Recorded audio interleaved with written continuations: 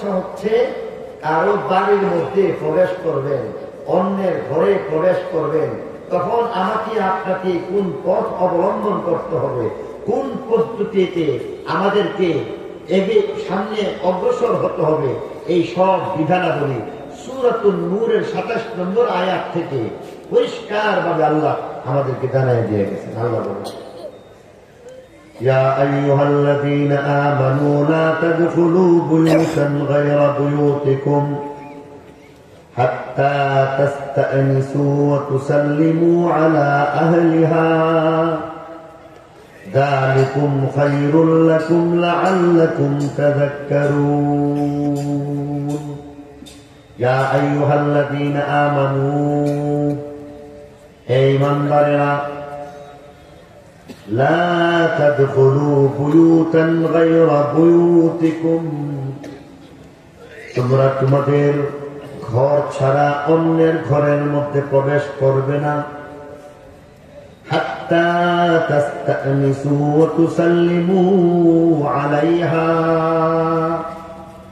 যতক্ষণ পর্যন্ত দুইটা কাজ করবে না ততক্ষণ প্রবেশ করবে না। ১ নম্বর কাজ হাত্তা তাস্তানিসু, হাত্তা তাস্তানিসু যতক্ষণ পর্যন্ত তোমরা ইজাজত গ্রহণ করবে না, অনুমতি প্রার্থনা করবে না, ততক্ষণ পর্যন্ত কারো ঘরে প্রবেশ করবে না। ১ নম্বর কাজ। ২য় নম্বর কাজ হইতেছে ওয়াতুসাল্লিমু আলা আহলিহা, তাদের উপরে সালাম না দিয়া সেই ঘরের মধ্যে প্রবেশ করবা না। তাহলে ঘরের মধ্যে প্রবেশ করার 2টা পদ্ধতি। ১ নম্বর হচ্ছে ইজাজত দিতে হইবে, ২য় নম্বর সালাম দিতে হইবে। এই ইজাজত দেওয়া আর সালাম দেওয়া এটা অত্যন্ত উন্নত শিষ্টাচারের বহিঃপ্রকার, ঠিক কিনা বল?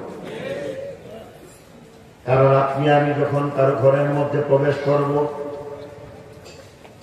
সেই সময়ের মধ্যে দেখা যাইবে অবশ্যই অনুমতি নেওয়া লাগবে।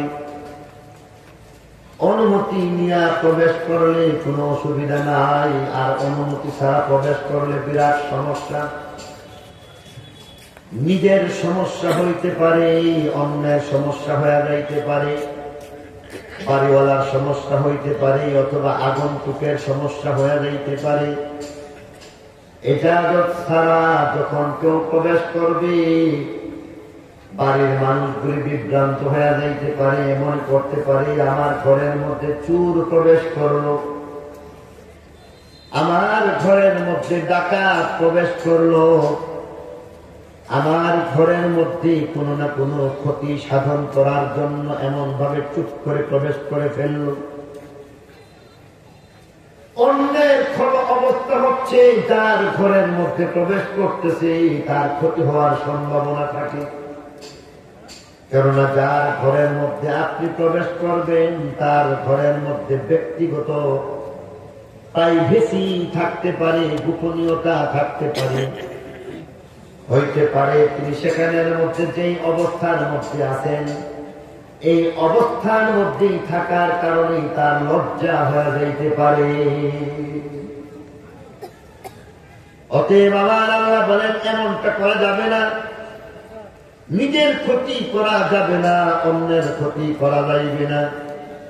নিজের ক্ষতি আসলে তুমি ভালো মানুষ, তোমাকে চোর বানায় ফেলবি।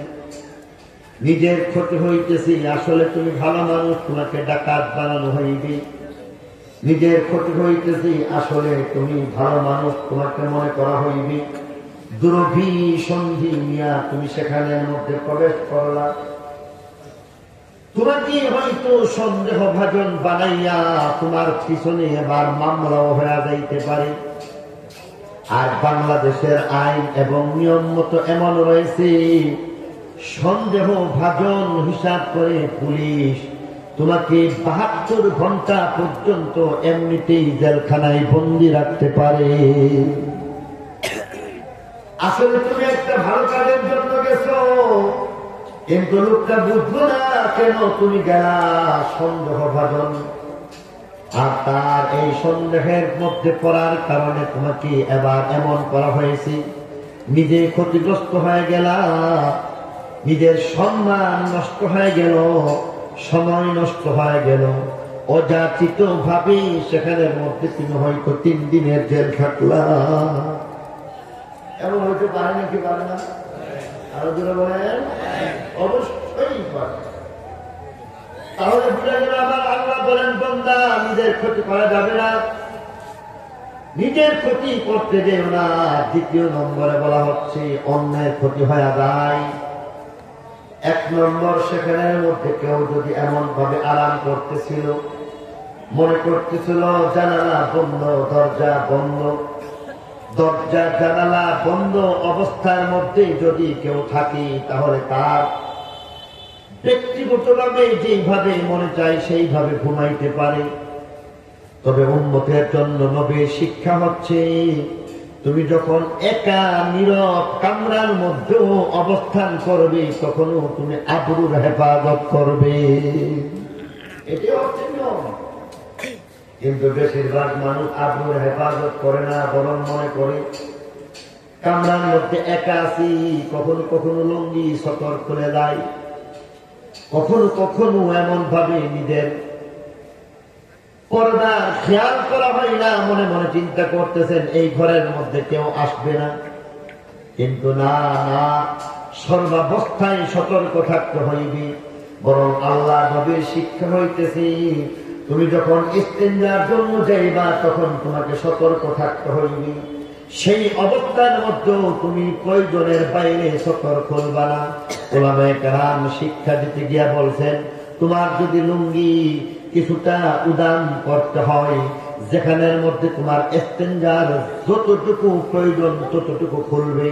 আর এই কারণে বলে দিতেছেন, ইস্তেঞ্জায় বসার পরও নিজের হাঁটুগুলিকে লুঙ্গি দিয়ে ঢেকে রাখবা। সে যাই হোক, আল্লাহ নবী ফরমান, তার ক্ষতি হয়ে যাইতে পারে। একজন মানুষ যেখানের মধ্যে এমন স্বাধীনভাবে ঘুমাইবে, এটা জায়েজ আছে, তাকওয়া এটা না। আর সেখানের মধ্যে যদি জায়েজের উপর আমল করতে গিয়া, আরামে ঘুমাইতে গিয়া যদি তার সতর খোলা থাকে, এই অবস্থার মধ্যে যদি কেহ এমন ভাবে ঘরের মধ্যে প্রবেশ করি আর সতর দেখে ফেললো, একদিক থেকে সতর দেখার কবিরা গুনাহ নিজের হয়ে গেল, অপর দিক থেকে যেই ব্যক্তির সতর খোলা অবস্থায় পাইল, এই মানুষটার মনে এমন লজ্জা হয়ে গেল, এমন শরম হয়ে গেল, কখনো তার দিকে তাকাইয়া কোনোদিন স্বাভাবিকভাবে তাকাইতে পারবে না, বরং লজ্জা পাইবে। মনে হয়ে গেল, আরে তার সামনে আমার সতর খুলে গেছিল, নিজের সতর খোলার অবস্থাটা হয়ে যাইতেছে। তাহলে বোঝা গেল আরেকজনের ইজ্জত নষ্ট হয়ে গেল। তাহলে 1 নম্বর ইজাজত দিতে হইবে নিজের ইজ্জতের হেফাজতের জন্য। 2 নম্বর ইজাজত দিতে হইবে অন্যের ইজ্জতের হেফাজতের জন্য। নিজের ইজ্জত অনুমতির মাধ্যমে হেফাজত হয়ে যায়, অন্যের ইজ্জত অনুমতির মাধ্যমে হেফাজত হয়ে যায়। ঠিক কিনা বলেন? এই কারণে আমার আল্লাহ বলেন, হাত্তা তাস্তানিসু, আমার আল্লাহ বলেন অনুমতি নিয়ে নিবা, সেই অনুমতির মাধ্যমে 2 জনের ইজ্জতের হেফাজত হয়ে যায়। 2 নম্বরটা আরো একটা ব্যাখ্যায় বলা হইতেছে, হাত্তা তাস্তানিসু, তার দ্বিতীয় আর একটা অর্থের কথা কোরআনে পাকের তাফসীরের মধ্যে বলা হয়েছে, যেখানের মধ্যে বলা হয়েছে তাস্তানিসু, আর অর্থ হইতেছে তুমি এমন ভাবে প্রবেশ করবা যেখানের মধ্যে তোমার আগমন সম্পর্কে তার বার্তা জানায় দিবা। তুমি আসতেছ, সেই জিনিসটা তার ইলমের মধ্যে থাকবে, সে জানতে পারবে আমাকে আমার করে কেউ আসছে। এই অবস্থাটা এই জন্য করতে হয়নি। হঠাৎ করে কেউ যদি ঘরের মধ্যে প্রবেশ করে, তখন হিতে বিপরীত হয়ে যায়। কেমন হিতে বিপরীত হয়ে যায়? যেমন মনে করেন কেউ যদি হঠাৎ ঘরের মধ্যে প্রবেশ করে, আগে থেকে জানান দেওয়া হইল না, আর হঠাৎ প্রবেশ করার কারণে যেই মানুষটা ঘরের মধ্যে অবস্থান করতেছে, হইতে পারে একজন আগন্তুক হঠাৎ ঘরের মধ্যে প্রবেশ করার কারণে ভয় পাওয়া যাইবে। আমার আল্লাহ বলেন কাউকে ভয় দেখানো যাবে না, কাউকে কখনো এমন ভাবে এমন বিব্রতকর অবস্থার মধ্যে ফেলে দেওয়া যাবে না। বাস্তবতার আলোকে দেখবো কখনো কখনো এমন হয়ে যায় ঘরের মধ্যে আপনি একা, হয়তো পর্দাটা আপনি এমনি সাঁটায় রাখছেন, আপনার জানামতি আশেপাশে কেউ নাই, এমন অবস্থার মধ্যে হঠাৎ কিছু আপনি লিখছিলেন, পড়াশোনা করছিলেন, হঠাৎ করে দেখলেন কেউ সেখানের মধ্যে প্রবেশ করলো। হঠাৎ দেখার কারণে আপনি ভয় পেয়ে যাইতে পারেন, আর রাত্রিবেলা প্রবেশ করার কারণে মনে করতে পারেন সেখানের মধ্যে জিন পরি কেউ হয়তো প্রবেশ করছে, ঠিক কিনা? ভয় পেয়ে যাবে। এমন অবস্থা অনেক সময় হয়ে যায়। এমনকি কখনো কখনো সাব্যস্তের মানুষ যারা আছে, আমার নিজেরও এমন অবস্থা হয়েছে কখনো কখনো, যে ঘরের মধ্যে কাজ করতেছি আর এই কাজগত অবস্থার মধ্যে যারা মধ্যে কেউ আমার সামনে থাকার কথা না, ঘরের মধ্যে আসার কথা না, এই অবস্থার মধ্যে চুপ করে যখন সেখানের মধ্যে প্রবেশ করলো, সেই প্রবেশ করার কারণে ভয় পেয়ে গেছে, আমি নিজেও ভয় পেয়ে গেছি। কারণ চুপচাপ কারো ঘরের মধ্যে প্রবেশ করা এটা ভদ্র সমাজের কাজ না।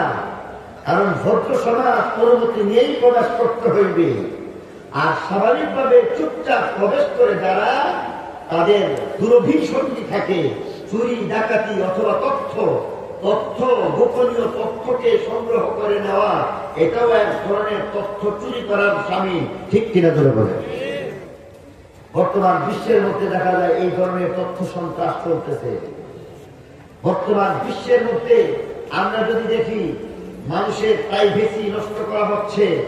এক ধরনের হলুদ সাংবাদিকতা আছে, যারা হলুদ সাংবাদিকতায় বিশ্বাসী, টাকা পয়সা এগুলি অর্জন করতেছে হলুদ সাংবাদিকতার মাধ্যমে। অথচ সাংবাদিকতা পেশা এটা হচ্ছে এমন একটা পেশা যে পেশার মাধ্যমে ঘুমন্ত বিবেককে জাগ্রত করার পেশা, যেখানের মধ্যে আপনি সঠিক বিষয়গুলিকে উত্থাপন করবেন, তার মাধ্যমে জনগণ উপকৃত হইবে। ব্যতিক্রমী দেখা যাচ্ছে মাঝে মধ্যে ভিতরগত প্রাইভেট এবং সবকিছু সেখান থেকে খুঁটিয়ে খুঁটিয়ে বের করা হচ্ছে, যা শরীয়তের মধ্যে আদৌ অনুমোদন করা হয় না। আমরা এই ধরনের হলুদ সাংবাদিকতা যারা করে তাদের হেদায়েতের জন্য দোয়া করি। কি বলে বলতেছিলাম, যদি এজাজত নেওয়া যায় তখন লোকটা বুঝতে পারে সেখানের মধ্যে আমার কোনো ভয় নাই। এজাজত ছাড়া হয়ে থাকলে ভয় পাওয়া যায়। বিশেষ করে রাত্রিকালীন সময়ের মধ্যে হঠাৎ কোন ঘরের মধ্যে কেউ যদি প্রবেশ করে ভয় পাওয়া যায়। এমন ভয় পাওয়া যায় কখনো কখনো সেই ভয়ের কারণে অসুস্থ হয়ে যায়। দ্বিতীয় অর্থের মধ্যে বলা হইতেছে, তুমি এমন ভাবে জানাইয়া প্রবেশ করতে হইবে তোমার অবস্থান যেন পরিষ্কার হয়ে যায়। তোমার অবস্থান যদি পরিষ্কার না হয় তাহলে সেখানের মধ্যে লোকটা ভয় পাওয়া যাইতে পারে। আর এই কারণে আল্লাহ তাআলা আমাদেরকে জানায় দিয়ে গেছেন, অবস্থান পরিষ্কার করে সেখানের মধ্যে তুমি প্রবেশ করো, সমস্যা নাই। দুই অর্থের মধ্যেই যদি চিন্তা করা হয় তাহলে বলা হচ্ছে শিষ্টাচার শিক্ষা দেওয়া হইতেছে যে এখানের মধ্যে এমন শিষ্ট ভদ্র শিষ্ট ভাবে আমাদেরকে প্রবেশ করতে হবে যেখানের মধ্যে কোন ধরনের নিরাপত্তার কষ্ট যেন না আসে, ইজ্জত হানি হওয়ার কষ্ট যেন না আসে, না নিজের ইজ্জতের ক্ষতি হইবে না অন্যের ইজ্জতের ক্ষতি হইবে। প্রাথমিকভাবে এই ব্যবস্থাটা করলে নিরাপদ। দ্বিতীয় নম্বরে বলতেছেন,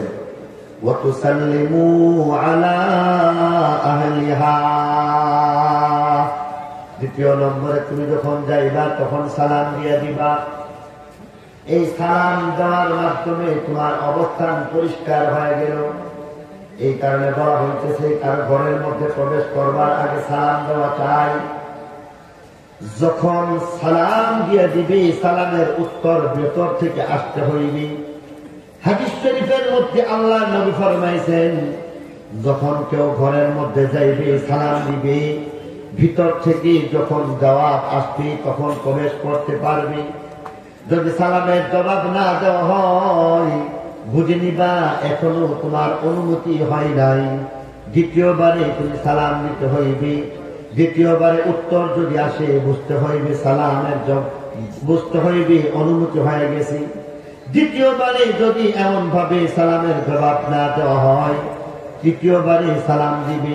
সেই সালামের জবাব তুমি যখন পাইবা, তোমার অনুমতি হয়ে গেল। সালামের জবাব যদি না পাও, তাহলে সেখান থেকে অনুমতি হইল না, তুমি ফিরে যাও।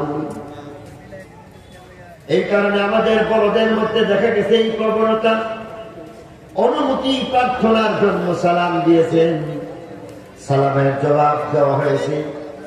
আর যদি অনুমতি প্রার্থনার জন্য সালাম না দিয়া কেউ প্রবেশ করতেন, আমাদের বড়দেরকে দেখেছি সঙ্গে সঙ্গে বের করে দিতেন, ঘরের মধ্যে প্রবেশ করতে দিতেন না। আমাদের আব্বাজি রহমতুল্লাহ আলাইহি, ওনাকে বারবার এমন ভাবে দেখেছি, আমাদের ঘরের মধ্যে সালাম দেওয়ার যে প্রচলন কেমন করে শিক্ষা দিয়েছেন। দারুল ইফতা ব্রাহ্মণবাড়িয়া জামিয়া ইউনুসিয়ার মধ্যে আব্বাজি যখন বসা ছিলেন, আমি নিজেই মনে করছি আব্বাজির কামরা অসুবিধা কি, চুপ করে ঢুকে গেছি।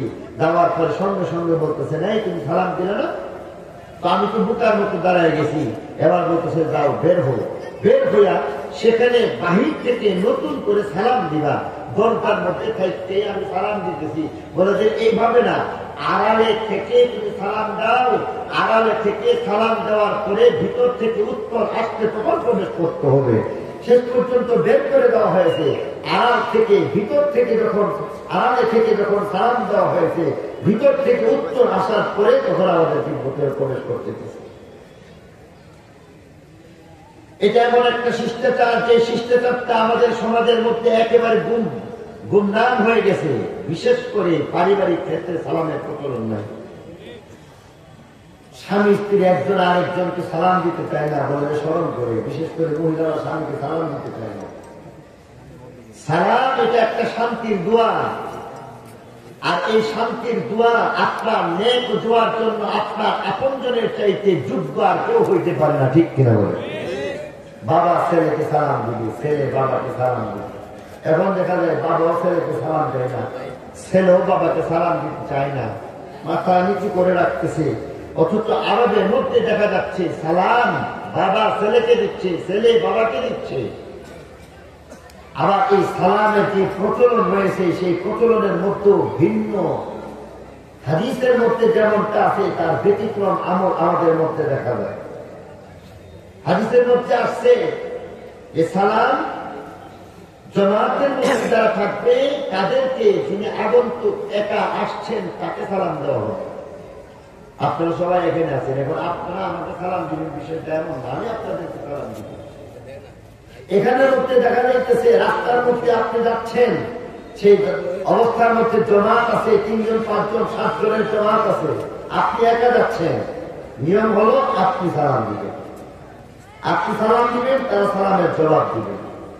কিন্তু এখন দেখা যায় এই বিষয়টার থেকে খেয়াল আমরা করি না।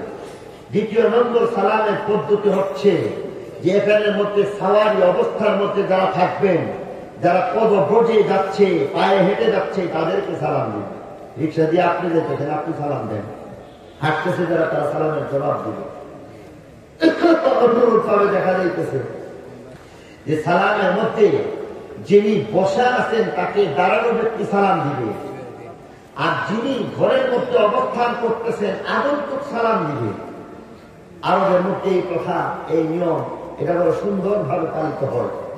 যেখানের মধ্যে দেখা যাচ্ছে যে কখনো কখনো তারা ব্যতিক্রম হয়ে গেলে সাথে সাথে ভুল ধরতে শুরু করে। যেমন ধরেন দোকানের মধ্যে গেছেন, আমরা এখন মনে করি যে দোকানের কাস্টমার দেখলে দোকানদার লম্বা একটা সালাম দেওয়া লাগবে, এই কারণে দোকানদারই আগে আগে সালাম দেয়, আসসালামু আলাইকুম। এই আসসালামু আলাইকুম যে বলা আছে, সেই বলাটা কেন বলা হচ্ছে? আর কাস্টমার ঘরের মধ্যে আসেন, এই কথা বলা হচ্ছে। এমন সালাম ইসলাম দেয় না, শিখায় না, বরং ইসলাম দুয়ার সালাম শিখাইতেছে। অতএব আপনি কাস্টমার, আপনাকে যারা আসতেছেন তিনি সালাম দিন। আপনি বসে আছেন, আপনাকে উনি সালাম দিবেন। অনেক সময় দেখা যায় মুরব্বীদের একটা বিষয় থাকে, কখনো কখনো মুরব্বীরা সালামের জন্য অপেক্ষায় থাকে। এই বিষয়টাও আমাদের মধ্যে একটা ভুল প্রচলন। এই সালামের প্রচলনটা যদিও এই বড় ছোটকে, ছোট বড়কে দিতে পারে, স্বাভাবিক নিয়মের মধ্যে শৃঙ্খলার মধ্যে যদি চলে আসতে পারি, তাহলে মুরব্বীরাও কোন সমস্যার মধ্যে পড়তে হবে না, বাচ্চারাও কোন সমস্যার মধ্যে পড়তে হবে না। আগন্তুক যিনি একজন মুরব্বী, আপনি ঘরের মধ্যে প্রবেশ করতেছেন, বাচ্চাদেরকে আপনি সালাম দিয়ে দেন, আসসালামু আলাইকুম বলে। সাথে সাথে এখানের মধ্যে এদিকেও খেয়াল করা উচিত। হ্যাঁ, এখানের মধ্যে স্বাভাবিকভাবে বাচ্চারা অথবা ছোট বয়সের যারা আছে তারা বড়দেরকে সম্মান প্রদর্শন করতে হবে, কিন্তু সেই অনুযায়ী তিনি যদি এই সালাম দিতে বিলম্ব করে, আমি আপনি যারা বয়োজ্যেষ্ঠ আছি তারা অপেক্ষা করার প্রয়োজন নেই, সঙ্গে সঙ্গে সালাম দিয়ে দেওয়া উচিত।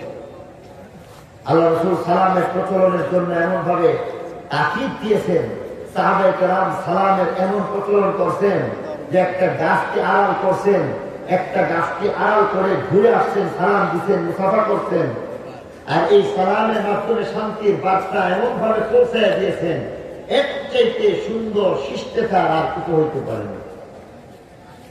আমাদের মধ্যে দেখা যাইতেছে বিভিন্ন সময়ের মধ্যে যে প্রচলন, শুভেচ্ছা বিনিময়ের যে প্রচলন গুলি রয়েছে, তার মধ্যে সর্বশ্রেষ্ঠ প্রচলনের নাম হচ্ছে সালাম।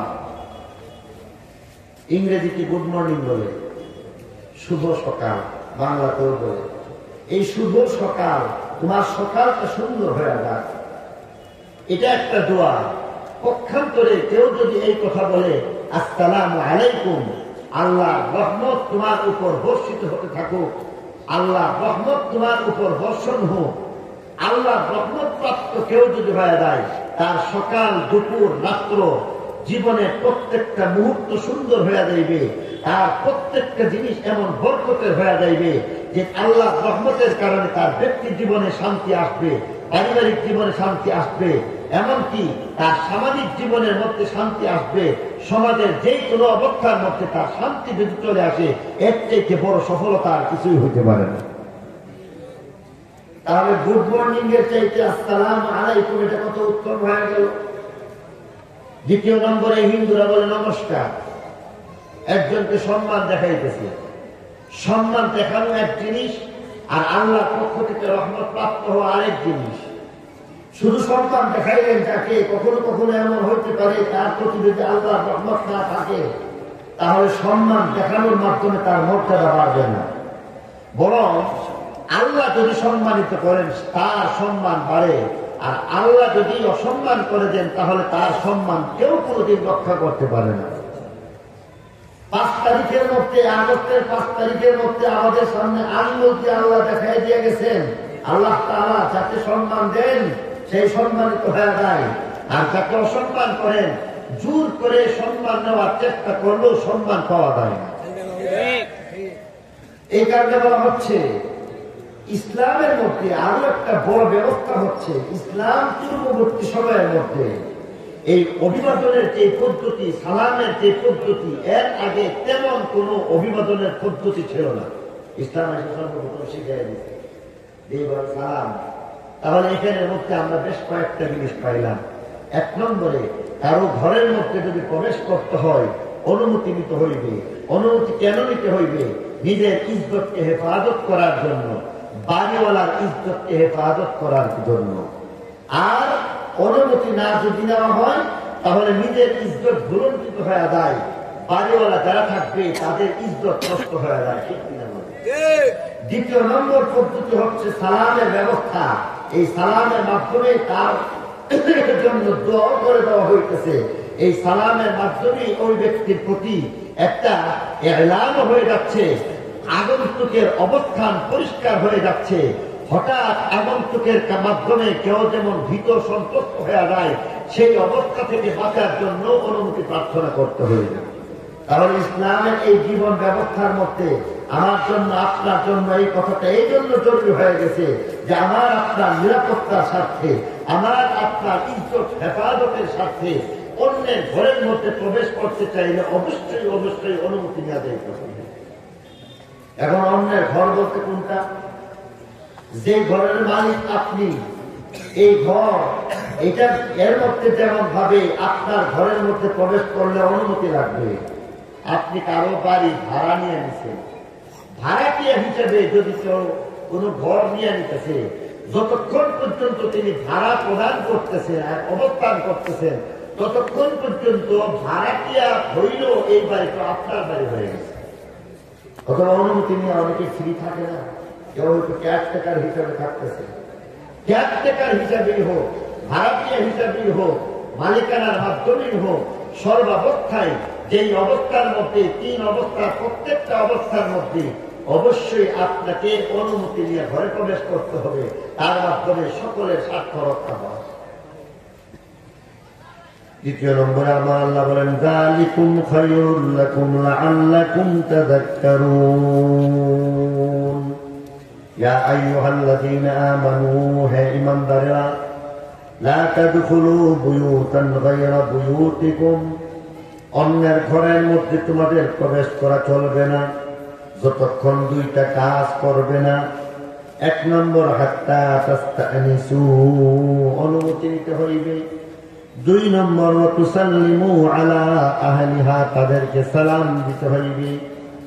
যালিকুম খায়রুল লাকুম লাআল্লাকুম তাযাক্কারুন। فإن لم تجدوا فيها أحدا فلا تدخلوها حتى يؤذن لكم।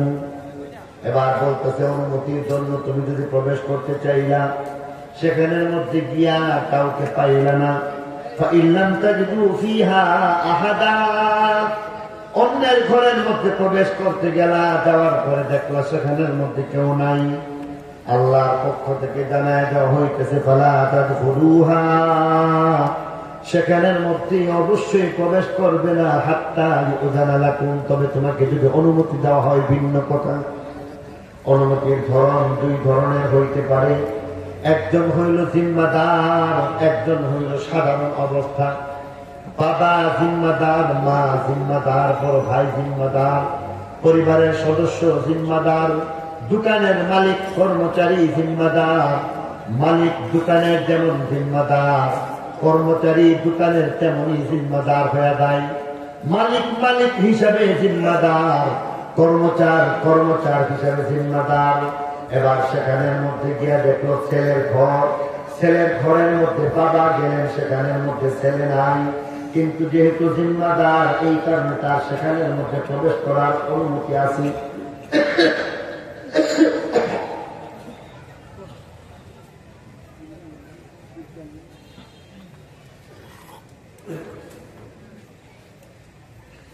সেখানের মধ্যে অনুমতি আছে।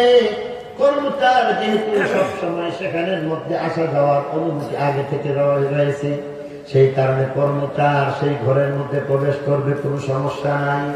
স্বামী স্ত্রী একজন আরেকজনের জিম্মাদার, অতএব স্বামী স্ত্রীর ঘরের মধ্যে, স্ত্রী ঘরের মধ্যে অনুমতি ছাড়াই যাইতে পারে, ঠিক কিনা বলেন?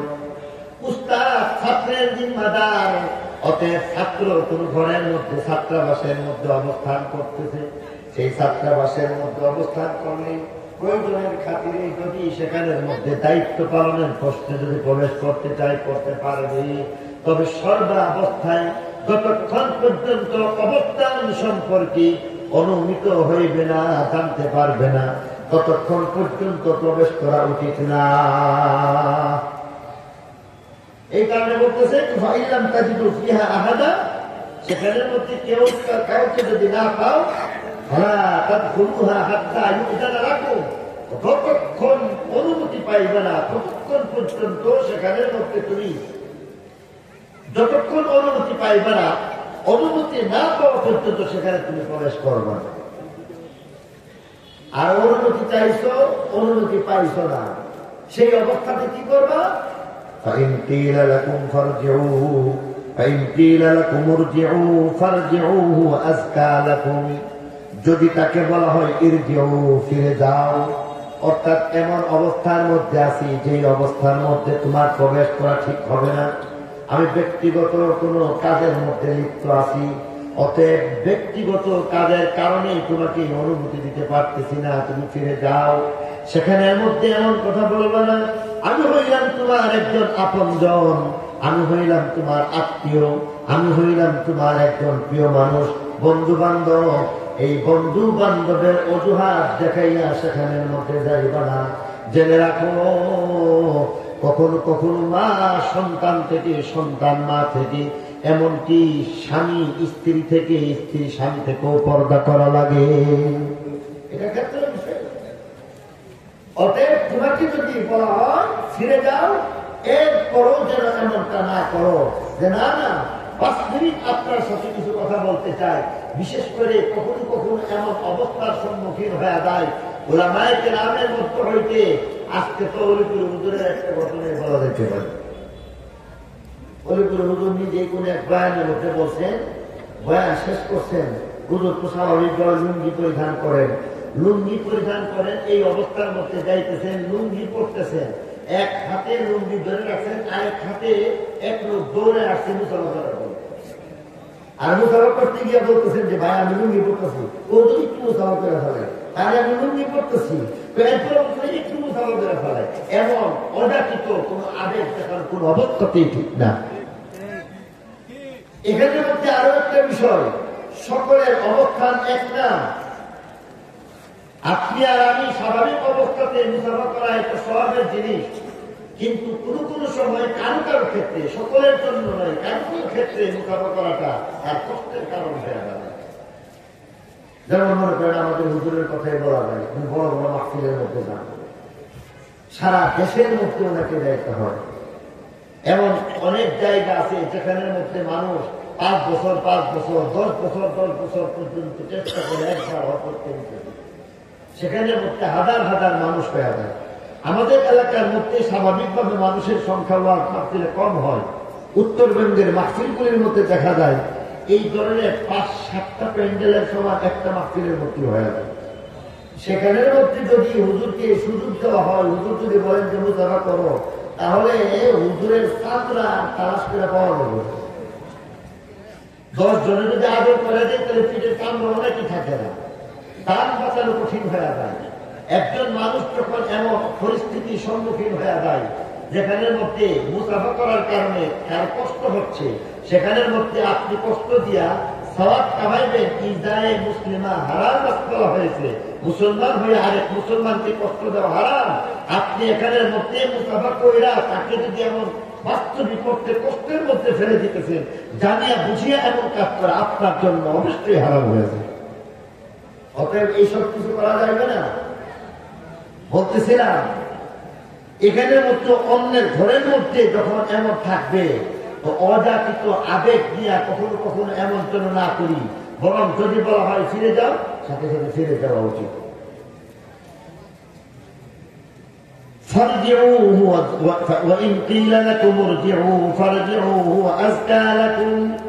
ফিরে যাওয়ার কথা যদি বলা হয় তখন তুমি ফিরে যাও, এর চাইতে ভালো আর কিছু হইতে পারে না, এটা অনেক উত্তম জিনিস। আল্লাহু বিমা তা'মালুনা আলীম, আল্লাহ তাআলা তোমরা যা কিছু করো সেই সম্পর্কে অবগত আছে।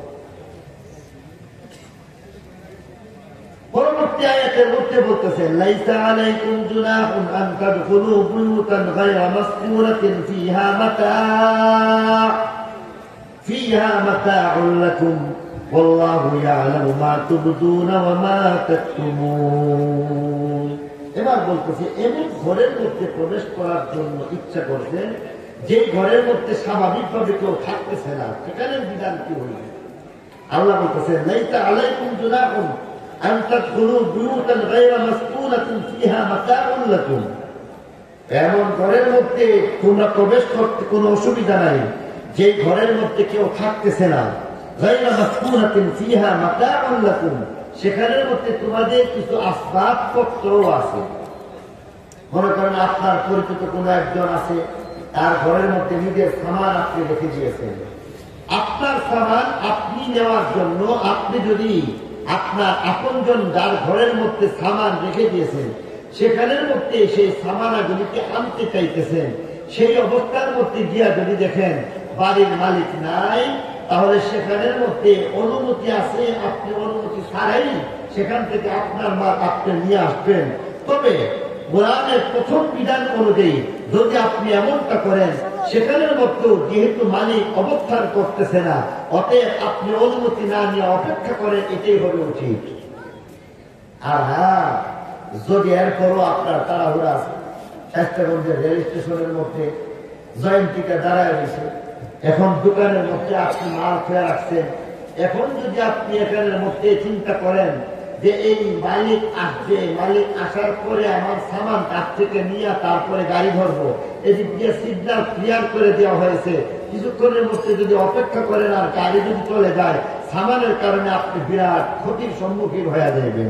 সেই কারণে বলা হচ্ছে কোন কোন সময় ব্যতিক্রম ব্যবস্থাও রাখতে হয়। আর এই ব্যতিক্রম ব্যবস্থার নাম হইতেছে অন্যের ঘরের মধ্যে আপনার মাল সামান রাখার কারণে যদি আপনি সেখানের মধ্যে আপনার মাল নিয়ে আপনি চলে আসতে চান, তাতে অনুমতি আছে, কোনো গুনাহ হইল না। এটা হচ্ছে বিকল্প ব্যবস্থা, ইমার্জেন্সি ব্যবস্থা। যেমন ধরুন ইমার্জেন্সি ব্যবস্থা, স্বাভাবিক অবস্থার ব্যবধান হচ্ছে এমন যে আপনি স্বাভাবিক অবস্থায় গাড়ি বাম পাশ দিয়ে যাবেন, বাম পাশের লেন দিয়ে যখন যাইতেছে স্বাভাবিকভাবে, এর মধ্যে ইমার্জেন্সি একটা ব্যবস্থার নাম হইতেছে অ্যাম্বুলেন্স সার্ভিস।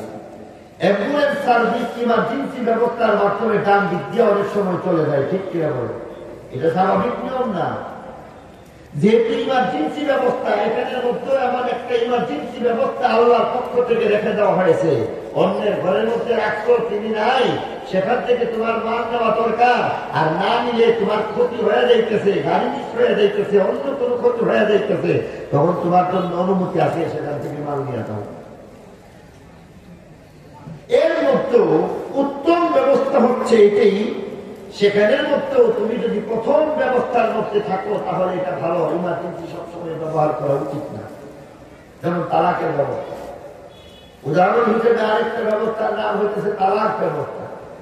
অনেক সময় এমন বলা হয়, বিশেষ করে বলা হইতেছে তালাকের যে ব্যবস্থা আছে, তালাকের মধ্যে অনেক সময় প্রশ্ন করেন, 3 তালাক হয়ে যাওয়ার পরে হালালা শরিয়া ছাড়া অথবা অন্যের ঘরে বিবাহ দেওয়া ছাড়া স্বাভাবিকভাবে আবার ফিরে আনার ব্যবস্থা কোন অবস্থাতে নেই। এটা কেন করা হয়েছে? এই জন্য করা হয়েছে, এই ইমার্জেন্সি ব্যবস্থার মাধ্যমে আল্লাহ তাআলা একটা ব্যবস্থা, তালাকের যেমন ইমার্জেন্সি ব্যবস্থা রাখছেন, এটার মধ্যে পরপর 3টা সুযোগ দেওয়া হয়েছে। কেউ যদি 1 নম্বর পথকে যদি অনুসরণ করতে ব্যর্থ হয়ে যায়, 2 নম্বর পথ ব্যবহার করবে, 2 নম্বর পথে যদি ব্যর্থ হয়ে যায়, 3 নম্বর পথ ব্যবস্থা করে দেওয়া হয়েছে। এরপরও যদি এমন হয়ে যায় যে সে 3 নম্বরের মধ্যে ভুল করে ফেলছে, এবার তাকে বাঁচাইবার জন্য এমন ইমার্জেন্সি ব্যবস্থা করা ছাড়া আর কোনো ব্যবস্থা নাই।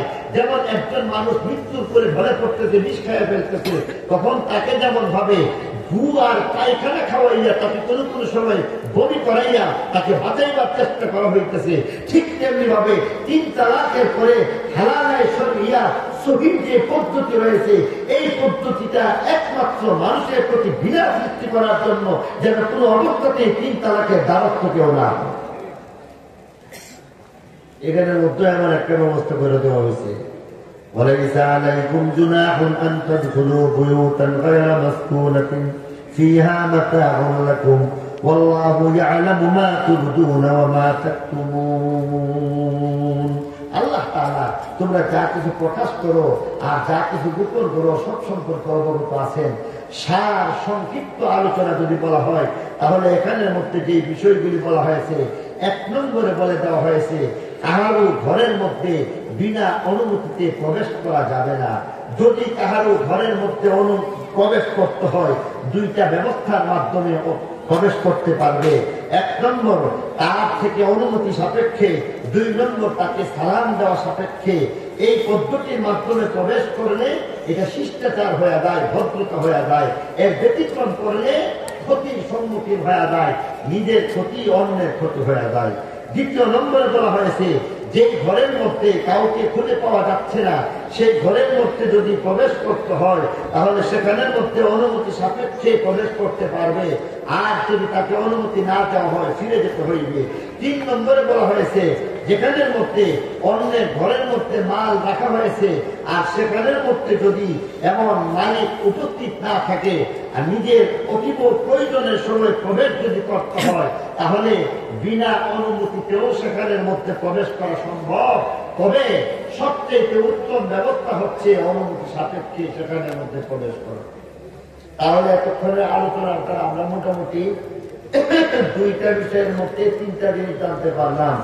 ঘরের মধ্যে প্রবেশ করার নিয়ম পদ্ধতি জানলাম, ঘরের মধ্যে প্রবেশ করতে গিয়ে বাধাপ্রাপ্ত হইলে তার নিয়ম জানতে পারলাম, অন্যের ঘরের মধ্যে নিজের প্রয়োজনীয় আসবাবপত্র রেখে দেওয়ার পরে বিনা অনুমতিতে প্রবেশের কি নিয়ম হইতে পারে তারও ব্যবস্থা সম্পর্কে আমরা অবগত হইলাম।